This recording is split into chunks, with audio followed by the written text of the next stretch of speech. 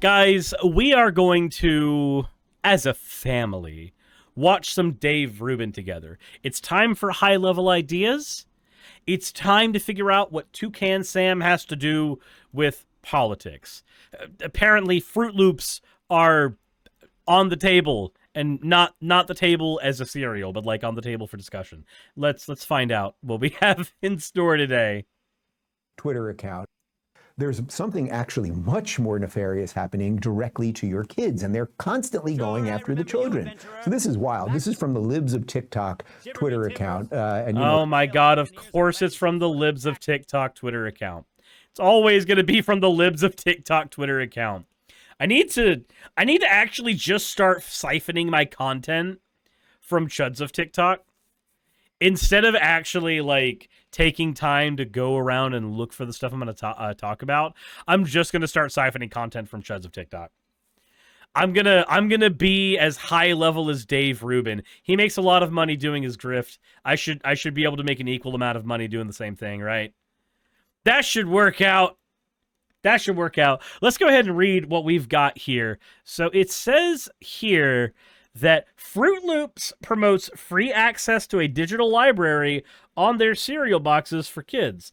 The library offers a range of books to teach them equality, diversity, and inclusion.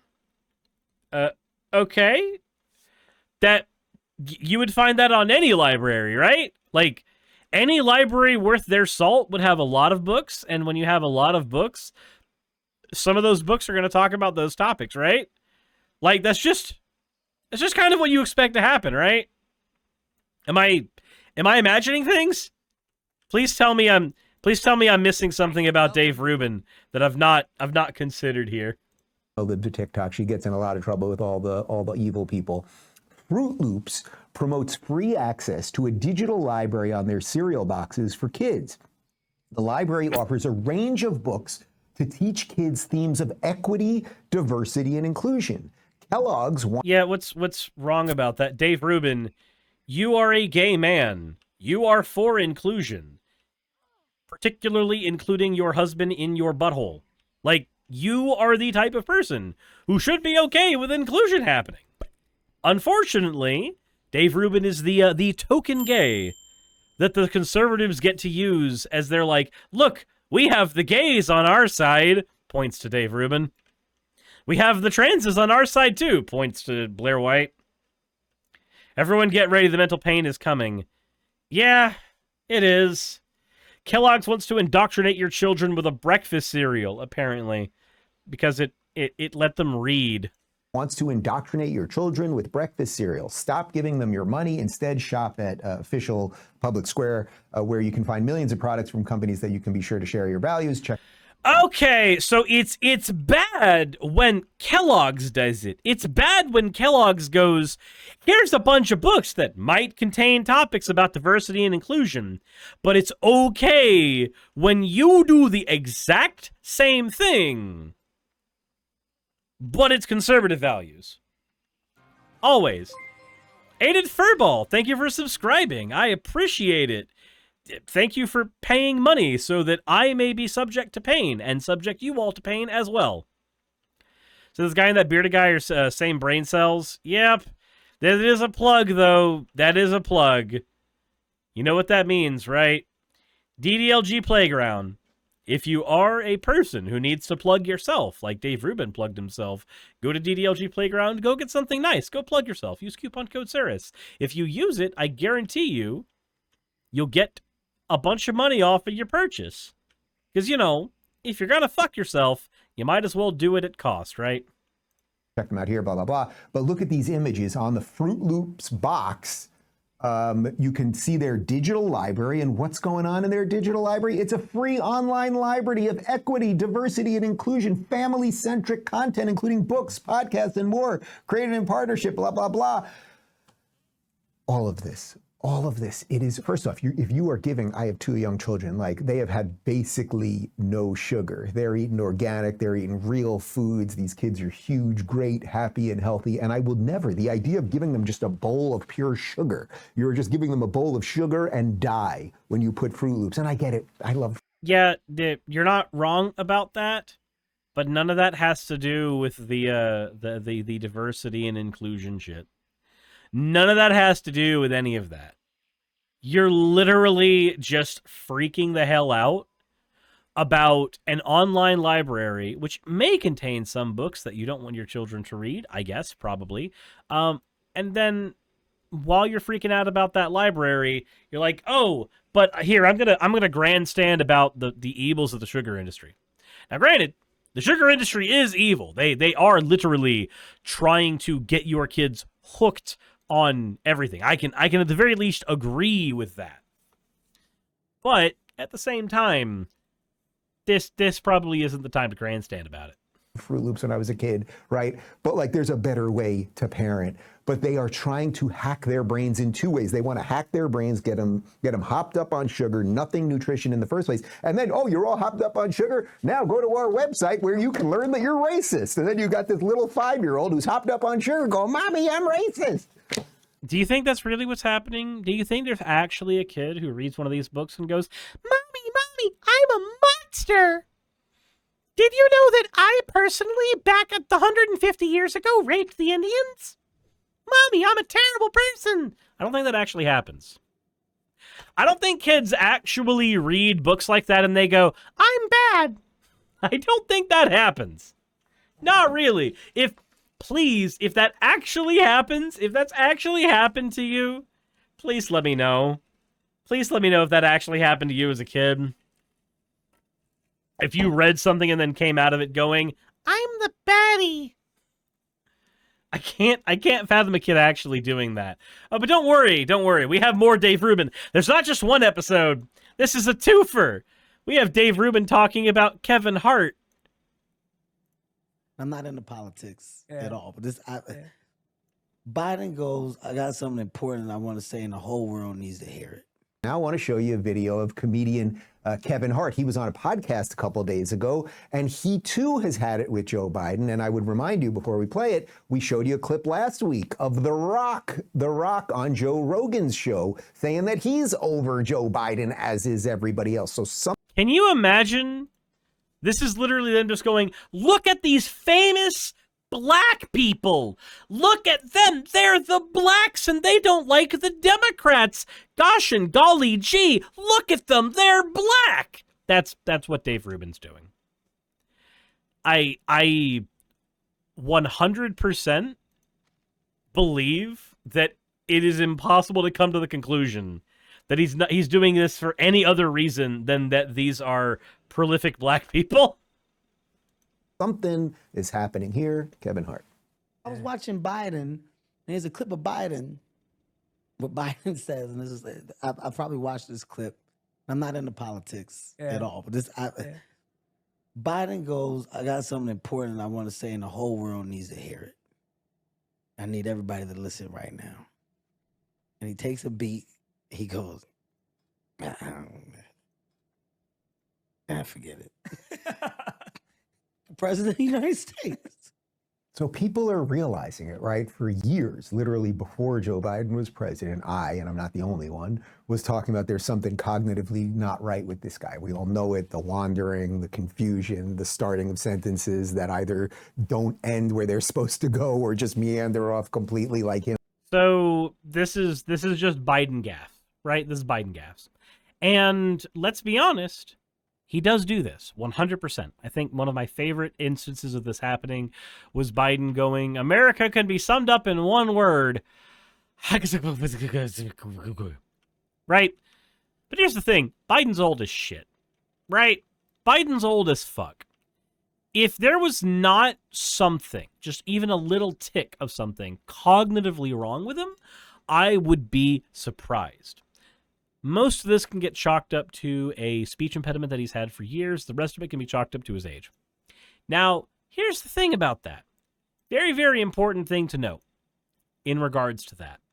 Did you know that Trump has just as many gaffes, and yet the right doesn't talk about his gaffes because it is not part of the pageantry of Trump to talk about his gaffes? However, Vice Rhino and I have done a video talking about Trump's gaffes So if you would like, that is a video where you can go and you can hear some of the silly things that Trump has said. But point is, this is a thing that happens with age. This is one of the reasons why it would probably be better if politicians were restricted in how old they were allowed to be while still being politicians. I don't know. I'm of the opinion that anybody who's going to legislate for me and my kids one day probably should also be beholden to those laws. And if you're going to die in like a year or two, you're not really going to be beholden to those laws. They don't really matter to you too terribly much. Not really. Him wandering through the White House lawn, et cetera, et cetera. Between Cardi B realizing that there's a sanitation problem and blaming that on Biden, and then say Kevin Hart going, this guy's not mentally right, it does show that something is happening. And then he literally multiple times just went, here's this famous black person. Look, they said a bad thing about Biden. Oh God, and then there's this famous black person. They said a bad thing about Biden. Who's the next person I'm gonna name? Bet you they're gonna be another famous black person. what did we have? What was it, about 2 weeks ago, when David Axelrod, former Obama guy, suddenly was tweeting out, oh, Joe's getting kind of old. Like, they really are figuring it out right now. Gavin Newsom hosting Xi Jinping, the president of China, like something. So David Axelrod at least was not another black person. I was surprised that he did not go for famous black person number 4 here. I am very surprised. I'm actually proud of Dave Rubin. He managed to move away from that particular one. Granted, this little segment would have sounded really strange. This would have sounded really strange if it was just Dave Rubin going, and this black person doesn't like Biden, and this black person doesn't like Biden, over and over and over. Is in the ether. But I mention all of this because one of the things that the machine does really well is no matter how bad the Democrats are, no matter how decrepit they are or confused or whatever's going on in their brains, no matter how bad their policies are that lead to sanitation problems in New York City and everything else, the Democrats always sort of stay in power, at least culturally, right? Occasionally we get some Republican. What? How? What? Trump literally was in office and culturally the Overton window shifted further to the right. Like significantly further to the right. What are you talking about? This is the thing with conservative pundits, right? They have to sell to their audience that they are collectively the most victim-y victims. They have to be the weakest people in the world, and their opponents have to always be the people in power. But at the same time, Jump Point, thank you very much for resubscribing. 6 months at tier 3. Jesus Christ. I had a point and then it disappeared because that is a lot of money to drop on the stream. Thank you very much, Jump Point. That also helps us a lot towards the Partner Plus program push. But they have to simultaneously have enemies who are uber powerful but also incredibly weak. They need to be weak enough that they can make fun of them without any backlash. Also, Alker Shins, thank you for the Prime subscription. Sakura, thank you for the 100 bits. Their enemies need to be weak enough that they can make fun of them without any repercussions. They need to be weak enough that they can take them down because they're just so damn pathetic, but they need to be strong enough that they can be perpetual victims. This is a normal thing that every single person who is a fascist or fascist wannabe needs while being in power. Hey, my internet's back. Dark Excalibur, thank you for resubscribing. Smiling GM, thank you for dropping 5 community subs. Why? Guys, why? He's dropping a lot of money on me. You don't need to do that. It's Dave Rubin. I'm torturing you guys. Why are you guys throwing... You know what? For that, we're going to another Dave Rubin episode. We're watching another clip from Dave Rubin because you guys are throwing money at me. You deserve this. You are funding sadomasochism. You are funding sadomasochism. Let us go. I think when people hear this, they're like, wait, what? Now, once again, we return to MSNBC and Jen Psaki. Here she has Karen Dunn talking about how it's white supremacists at those pro-Hamas rallies. I did not know that. I just want to start with, because I think when people hear this, they're like, wait, what? Why are white supremacists showing up at these pro-Palestinian rallies? What do they want out of this? They want to cleanse Israel of the Jews.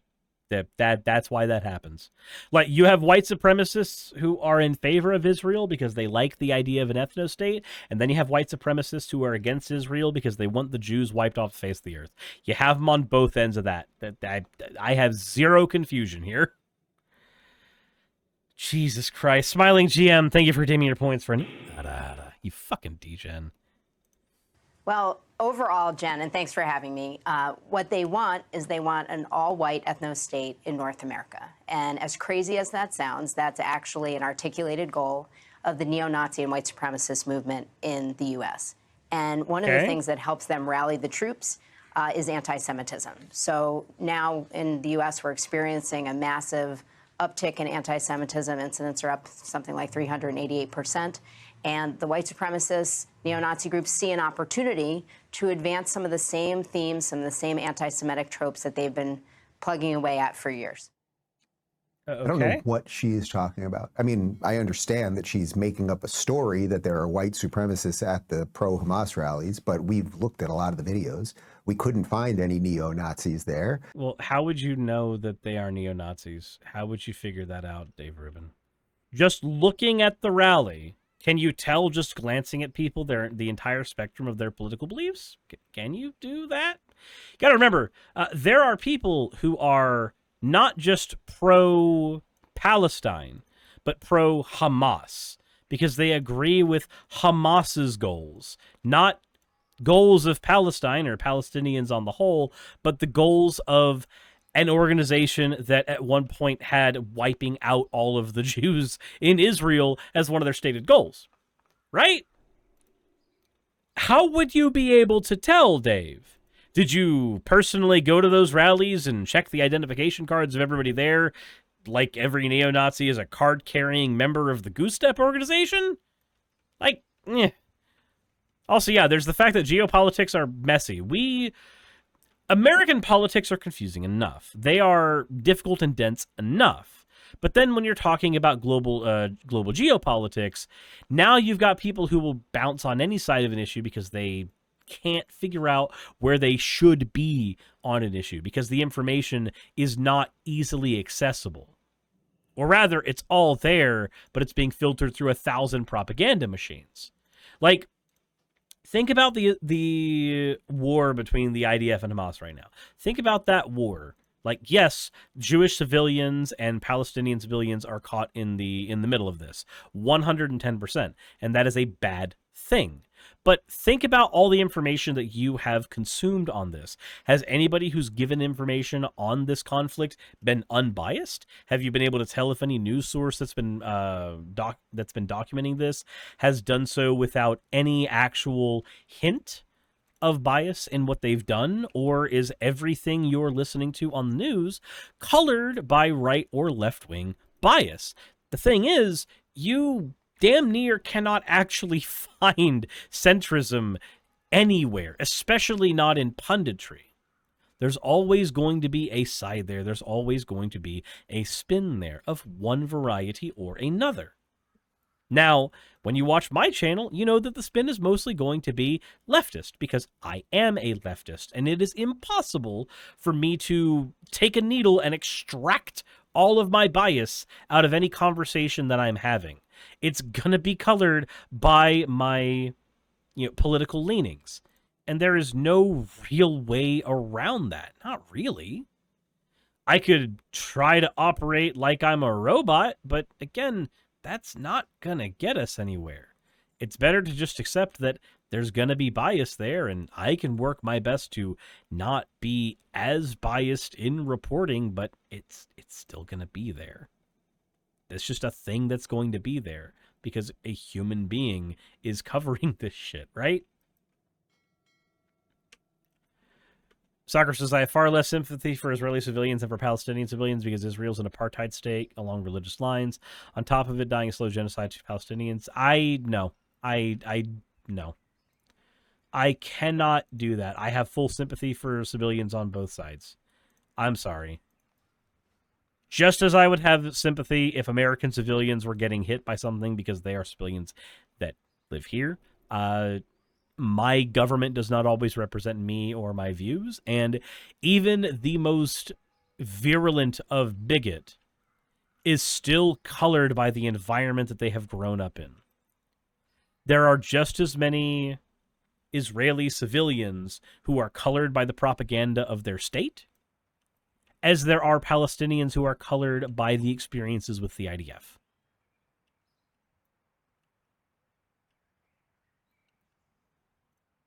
If you can find neo-Nazis hanging out with the brown Arab people screaming, kill the Jews, generally speaking, neo-Nazis, let's say, white supremacists who want white people to reign supreme, they don't hang out with a lot of brown people, many of whom are illegal in the country. That would be...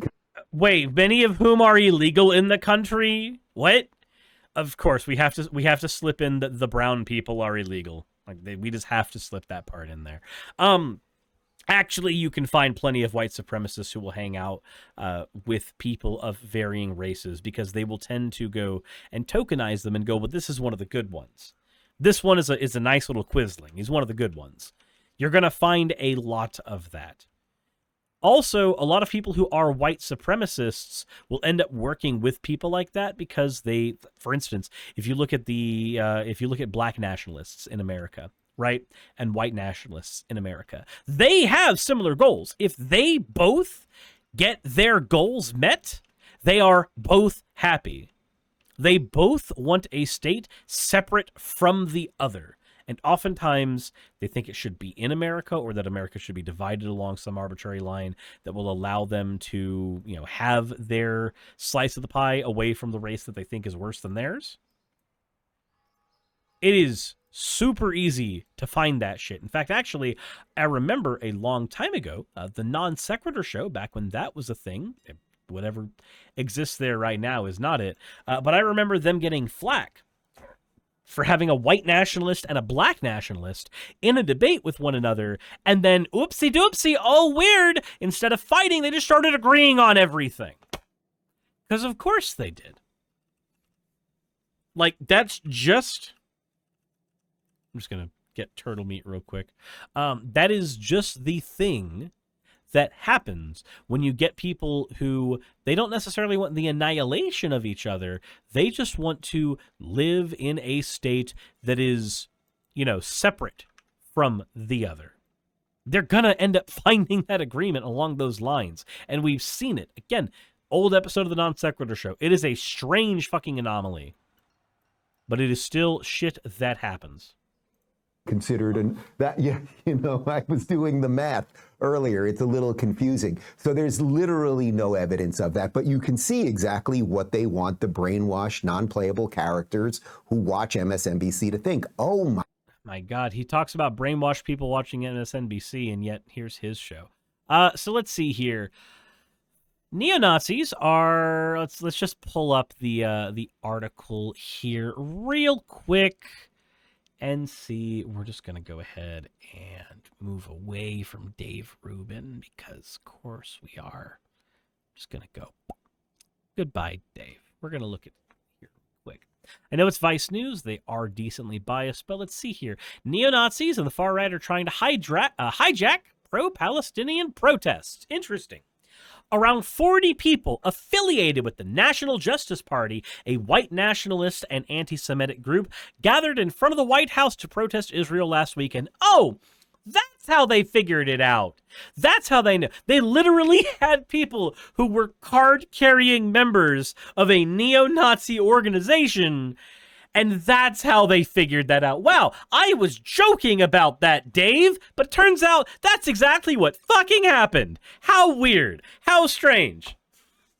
How strange that that's how they did it. They were like, oh, look at these 40 people. They're known to be part of this political party. This political party is a white nationalist party, which in my mind just says Nazi. That's how they figured that out, Dave. Weird, that. It's amazing how if you omit information like that, you can pretend the facts are whatever you want them to be, but the minute you actually take a nanosecond, a microsecond even, to Google just neo-Nazi at Hamas rally, neo-Nazi at Palestine rally, just to see what the facts might be. Suddenly, the facts come in awkwardly inconvenient for Dave Rubin. God, that's so weird. I'm so surprised. I'm shocked. I'm gonna have a heart attack out of pure shock. You have no idea. My brain melting. My balls sagging. Everything about me is dying internally. Can you imagine Dave Rubin being wrong just a week away?